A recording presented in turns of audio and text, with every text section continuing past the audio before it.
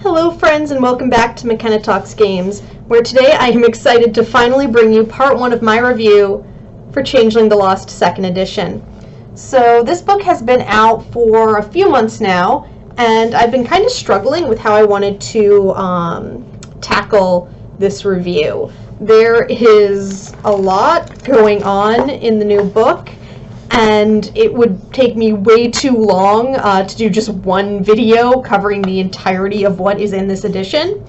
So I've decided to break it up into smaller videos, but I wasn't sure where I wanted to start. There's just so much I'm excited for and so much I do want to talk about. But in the end, this is a game about changelings, so the best place to start would just be to go over what a changeling is and how they've changed in between 1st and 2nd edition. So, thank you all for joining me, and without further ado, let's get into the nuts and bolts about what makes a lost a lost. I'm going to make the bold assumption that if you're watching this video, then you're already at least a little familiar with Changeling the Lost. But you do know what they say about assumptions, so on the off chance that you are not familiar, I should probably just do a quick definition so you know what the heck I'm talking about in this video. So a changeling is a human who has been kidnapped by the fairies, taken to the Fey realm of Arcadia, and made to endure years of horrific slavery and exploitation at the hands of their new Fey masters. This durance, as it's called, transformed them slowly into half-Fey creatures themselves. And the game is about these creatures, changelings, sort of reclaiming their place in the human world and trying to build a life for themselves with their newfound freedom. So, being that they are half Fey, they have access to some really cool powers and are defined by some unique traits that sort of separate them from the rest of the supernatural denizens of the Chronicles of Darkness. So the first, and perhaps the most pervasive, at least in the eyes of the changelings themselves, is clarity. Clarity is like a sanity meter if sanity were determined by how in tune you are with the supernatural world. So at high levels of clarity, changelings are very easily able to determine the difference between what is real, what is illusion, what is Fey, and what is human. And that is essential to them being able to defend themselves against any Fey antagonists who might come and try to reclaim them and drag them back to Arcadia. At low levels of clarity, all those four things start to become this really confusing jumble, and it's a really bad headspace to be in. If you reach a clarity score of 0, you enter a comatose state, and depending on how much clarity you lose, could even die. It's,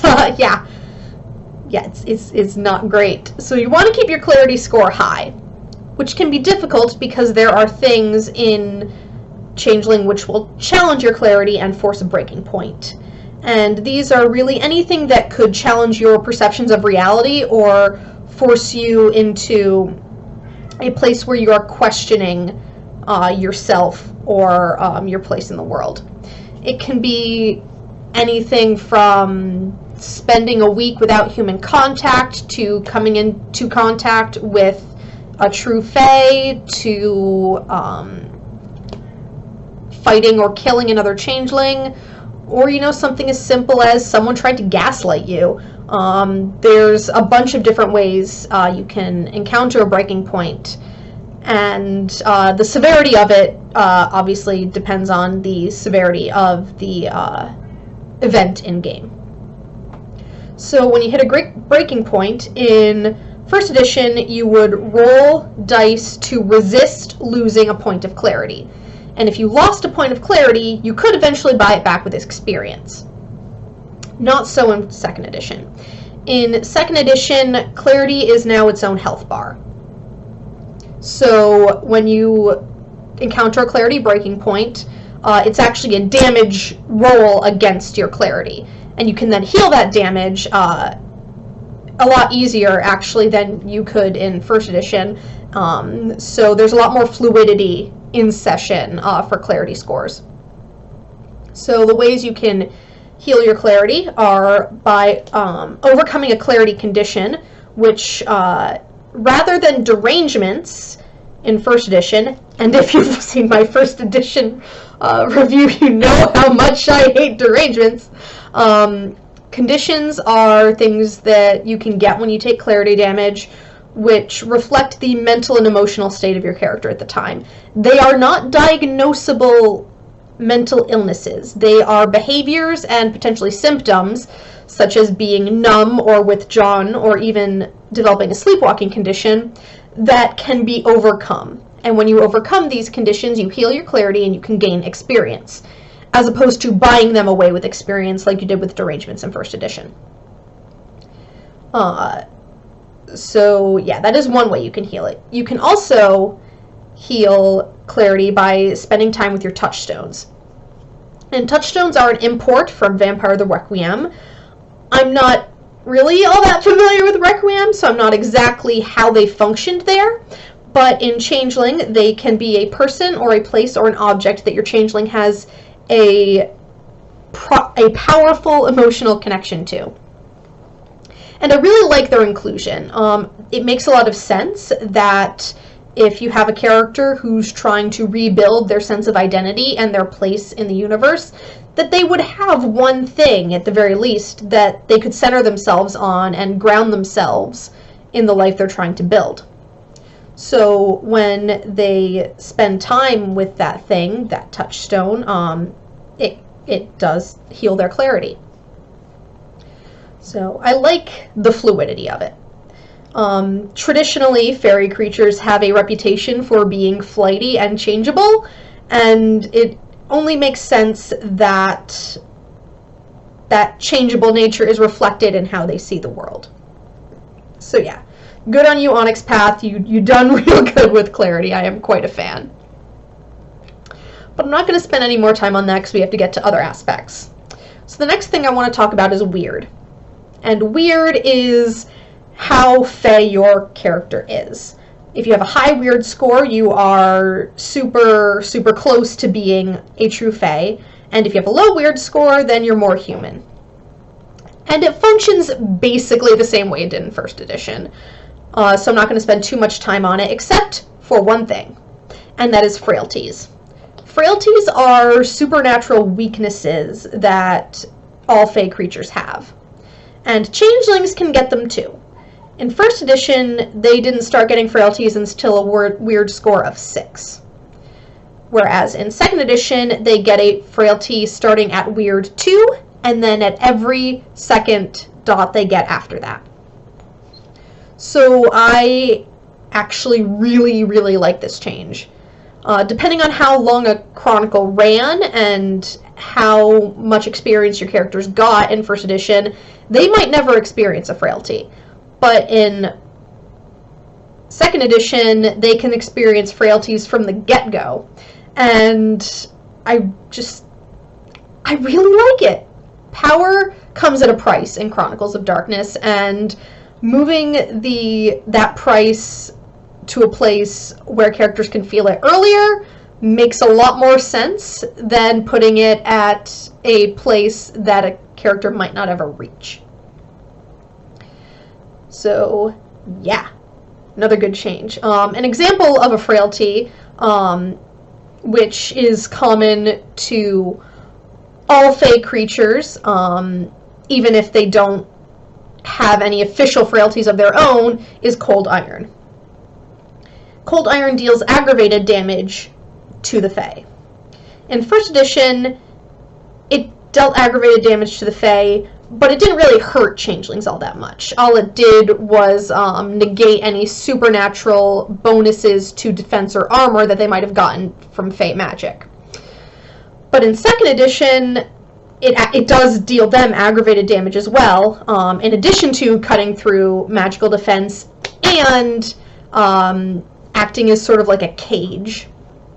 If a changeling is bound by any sort of cold iron object, be those handcuffs, a cage, whatever, they cannot get out of it, and just touching it hurts them.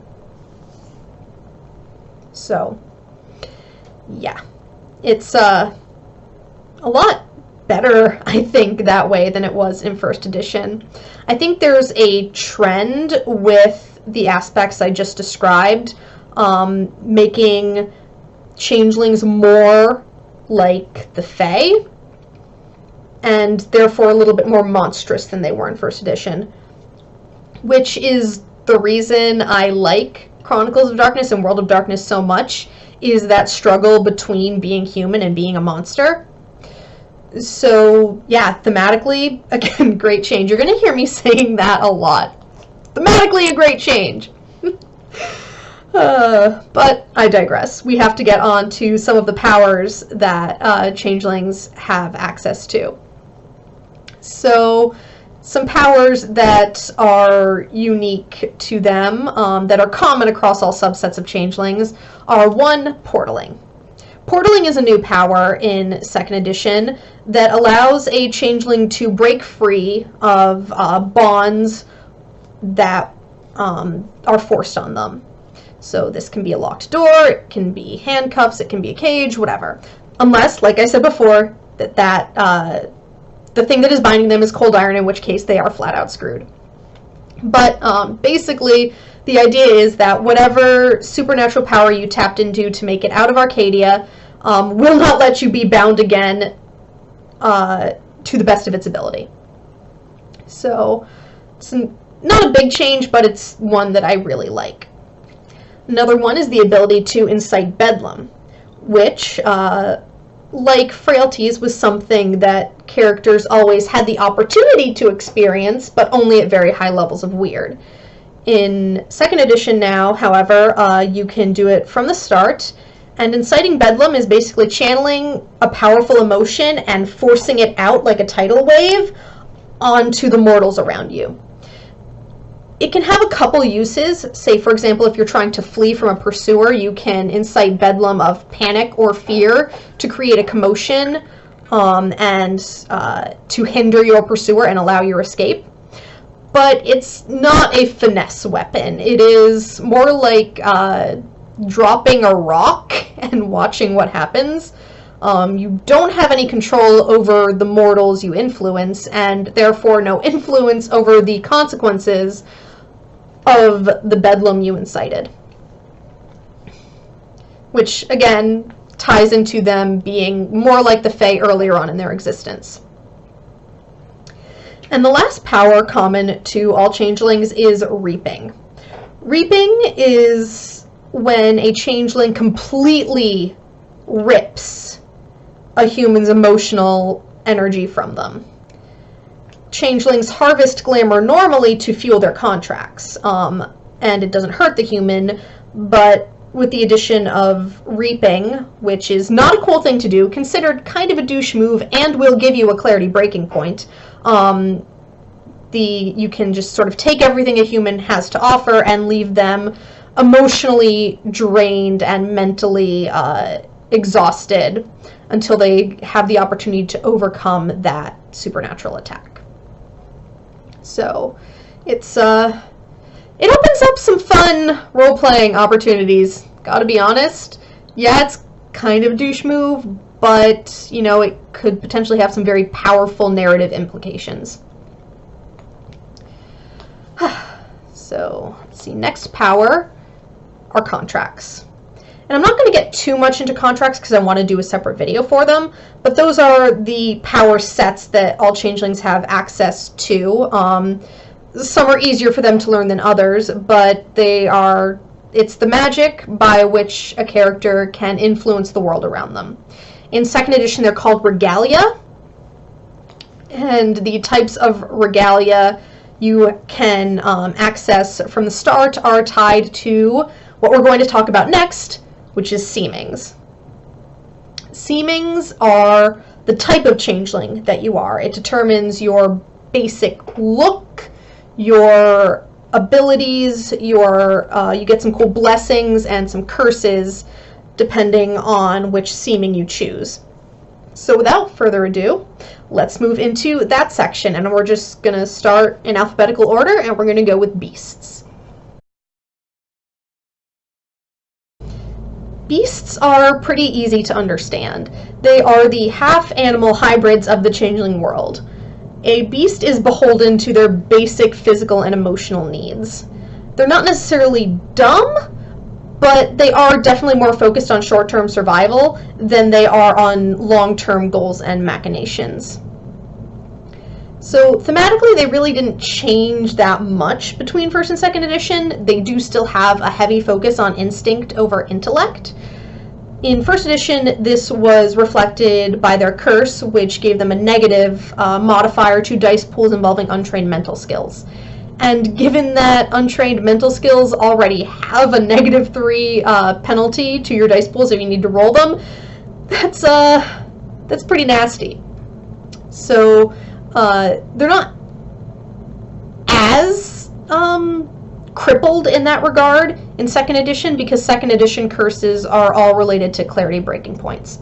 So in second edition, their new curse is that they suffer a breaking point whenever they act without thinking, and that harms someone else. So it's yes, it's a change, but it's still in line with what they were trying to accomplish with the beast theme. So, you know, it's just a change. It's not a bad change, not a good change, just a change. Their blessing, however, did. So the blessings in second edition take the form of a stat boost and a unique power which you can use most of the time for free. So beasts get to choose a resistance stat that they get a bonus to, and they can also choose to deal lethal damage with unarmed attacks. Now, this is a slight shift from first edition, where their blessing was actually social. They got a bonus to animal ken rolls and also to social rolls involving humans. So I'm not sure actually which one I like more. They're both pretty on brand for what a beast is. So yeah, I'm neutral on the changes to beasts in second edition. I can definitely see people missing the social benefits though. So, you know, to each their own. I got no opinion either way. Darklings are academics and treasure seekers. They investigate the mysteries of the world, and they build up stores of information and secrets and whatnot that they hoard. They're specialized in stealth and subterfuge, and if they were a stereotypical RPG class, they'd be rogues. And I'm sorry, but I kind of hate them, like, so much. Darklings had the most radical shift in tone of any of the seemings from first or second edition. In first edition, their one defining feature was that they were all confined to darkness in Arcadia. Literal, actual darkness. They were certainly inclined towards stealth and deception, but fear was also a huge part of who they were. There were subsets of Darklings. There was one that was academically inclined, but the rest, they were zombies and vampires and stalkers and thieves and serial killers. They were the creepy crawlies, the things that went bump in the night, and now they're kind of an Indiana Jones type of deal. I mean, just look at this art. If that does not scream Smarty Pants Treasure Hunter, I don't know what does. And I'm not even sure what really brought about this change. So, I mean, I'm kind of confused too. But, yeah. So, mechanically, their shift away from literal darkness is evident in their blessing, or the power that their blessing gives them anyway, which is that they can touch something insubstantial and become insubstantial themselves, as kind of like a stealth thing.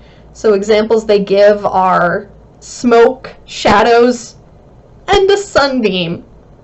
A sunbeam! What? why? They are Darklings! Alright, but I digress. Their new focus on knowledge comes in the form of their curse, where they suffer a breaking point anytime that they find out a piece of information that they thought was true turns out to be false. And I'm just gonna leave it there because I need to move on to something less agitating.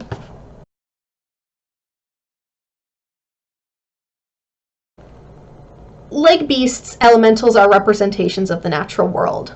Unlike beasts, they take the form of inanimate objects and forces of nature. So we're talking fire, lightning, air, water, metal, rock, vegetation, what have you. They are all about resistance and being unapologetically themselves. An elemental imposes themselves on their surroundings, and they are impossible to ignore. I think that of all the second edition seemings, elementals are one of the most versatile. Some of the other seemings all seem to have a defined role. Beasts are clearly meant to be fighters, Darklings are sneaky types, the Fairest take on social roles, whereas the elementals really don't have anything that's so clearly defined. They can be tanks and damage dealers by manipulating their element for armor and weaponry, or they can be forces of personality and presence, or even, utility characters in manipulating terrain. It all really depends on what you need them to be. Their blessing gives them a bonus to a resistance stat of the player's choice, and the ability to manipulate their element for mundane tasks at a distance of up to 3 yards. Their curse is a breaking point whenever someone forces them to act against their will. So the blessing is pretty on brand for them in first edition, where they could use glamour to shrug off damage that they took in battle. So they definitely kept that hardiness about them. They actually lost a weakness though with their curse. Their curse in first edition was the loss of the 9, 10, and 8 again qualities on some of their social roles, as it was meant to reflect that they were more removed from human emotion than some other changelings might be. Whereas now they just don't like being told what to do. So I think that's an overall improvement for them. And while it's a little bit different, I'm not going to complain about it. It's thematically appropriate. Like I said, I'm going to be using that phrase a lot. So yeah, elementals. Woo! She's beauty. She's grace. She was shaped by the true Fae to be loved and adored by all around her. Fairest are beloved paramours, treasured playthings, masterworks of art and aesthetic. They were made to be shown off and admired. They are probably closest in line to the fair folk depiction of elves and fairy royalty in traditional folklore, and so they tend to be more social characters than physical. Fairest are born leaders, or made leaders rather, in second edition. They are there to inspire courage and loyalty and to push their companions onward. And this is reflected in their blessing and their curse. Their blessing is that they can spend willpower on behalf of other characters. And their curse is that they suffer a breaking point whenever one of their companions is harmed because of a decision that the Fairest made. This is mostly in line with how they worked in first edition. There was definitely a leadership aspect to them. They were most definitely geared towards being the face of a group of changelings. But first edition Fairest were a little less philanthropic, I guess. They found kindness and empathy harder to grasp than other changelings did, and their curse reflected this sort of flighty, mercurial nature by making it harder for them to resist clarity breaking points. So I'm actually kind of neutral on this change. No, I'm not neutral on the change. I definitely prefer first edition Fairest. I think that the struggle to retain empathy for others is extremely compelling, and I am saddened by its loss in second edition. But that's not to say that second edition Fairest are bad. They definitely have a really cool theme going on for themselves with the whole selfless leadership aspect, the giving of yourself for the benefit of the group, which can be pretty powerful in and of itself. So, I mean, while I do have my own preference, neither version is any better or worse than the other.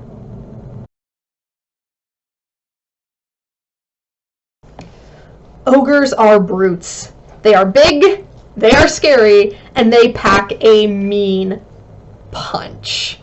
They might have been Arcadian shock troops in a war, or they could have been forced to fight for sport, or even served as an enforcer, acting out a true phase bloody vengeance whenever they were told to.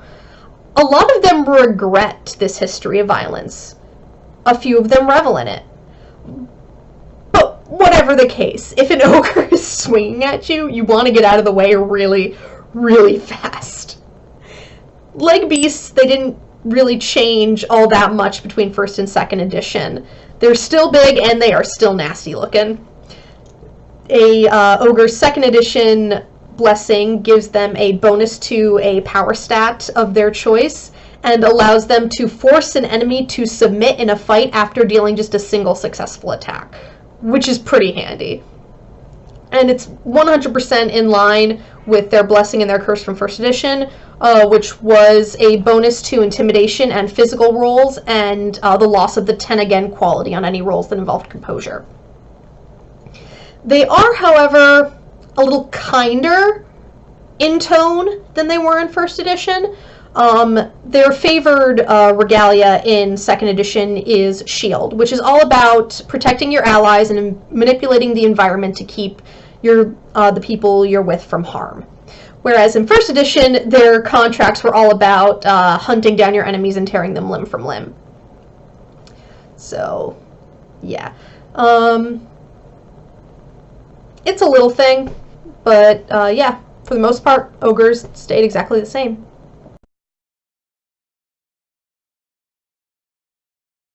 Last, but not least, unless you're counting general body mass, we have the Wizened.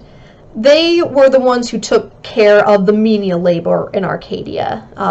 They are based on brownies and dwarves and other small, tiny laborers that do all of the work unseen. They are bent and broken and knotted from the stress of their labor. And primarily they're creators. They can make anything out of seemingly nothing. Bona fide magical MacGyvers.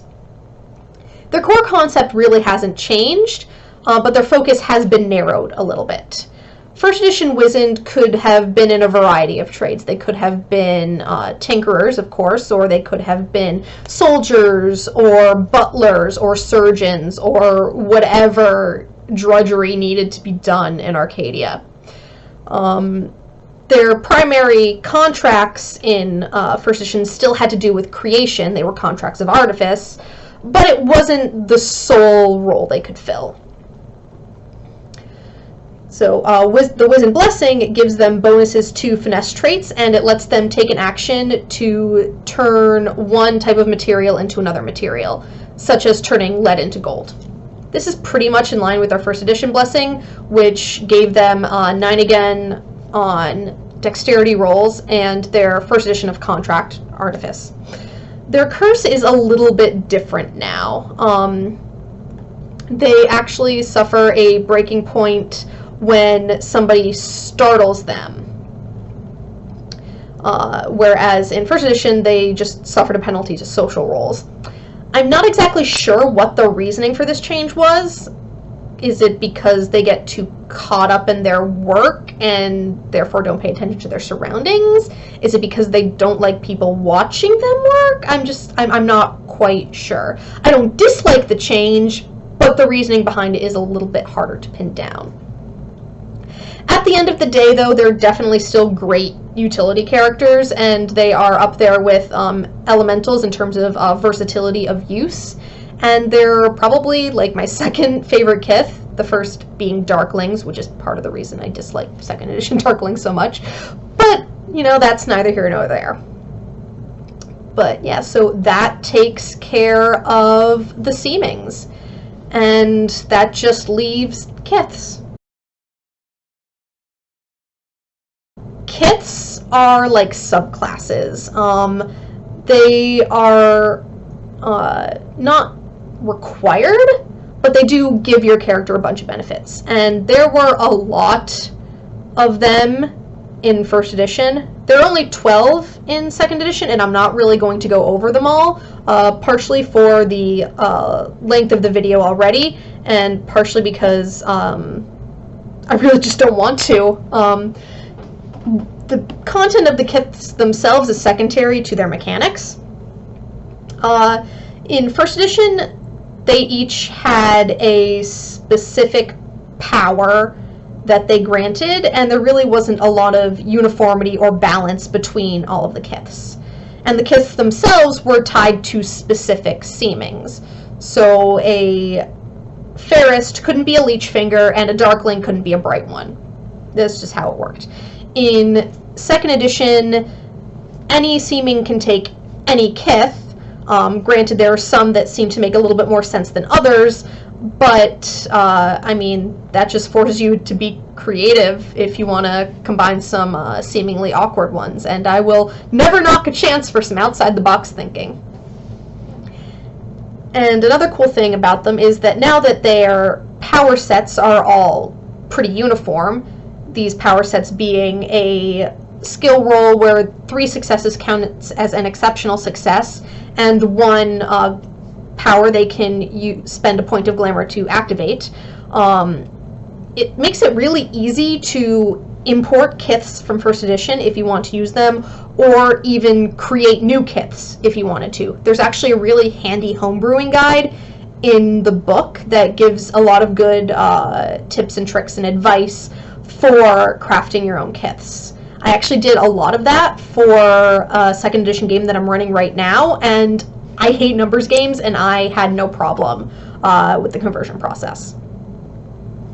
But yeah, so I think that concludes everything I wanted to go over just in terms of what makes up a changeling. So I hope you guys enjoyed it, and I will get on to the next section of the review, which will go over the other denizens of the Changeling the Lost setting when I see you next on McKenna Talks Games.